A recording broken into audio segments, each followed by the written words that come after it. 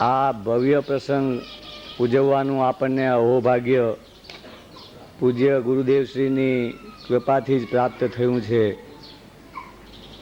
અને પૂજ્ય ગુરુદેવશ્રીએ આપણને વારંવાર કહ્યું છે કે આ ભગવતી માતા માટે જેટલું કરીએ તેટલું ઓછું છે. એને કોઈ મર્યાદામાં બાંધી શકાય નહીં. આમ આપણને આપણા ગુરુદેવ આજ્ઞા કરતા ગયા છે અને એ આજ્ઞાની પાલન કરવું એ આપણા સર્વ મુમુક્ષુઓની એક અત્યંત આવશ્યક ફરજ છે અને કોઈ મુમુક્ષુ એના હૃદયમાંથી ક્યારે પણ આ વાત ચૂકશે નહીં એની પણ મને પૂરેપૂરી ખાતરી છે.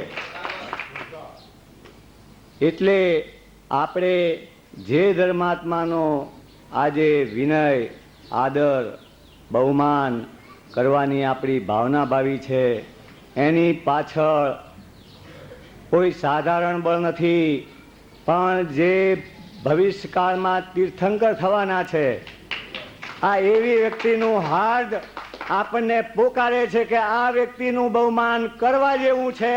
એમાં કોઈ મર્યાદા ન હોવી જોઈએ, અમર્યાદિત રીતે એનું બહુમાન થવું જોઈએ અને એ બહુમાનમાં જેમ ભાઈએ સમજાવ્યું એમાં આત્મા પણ સાથે સમાયેલો છે. એટલે આપણું હિત પણ એમાં છે એમ સમજીને આ વાતને સૌએ અપનાવવી જોઈએ.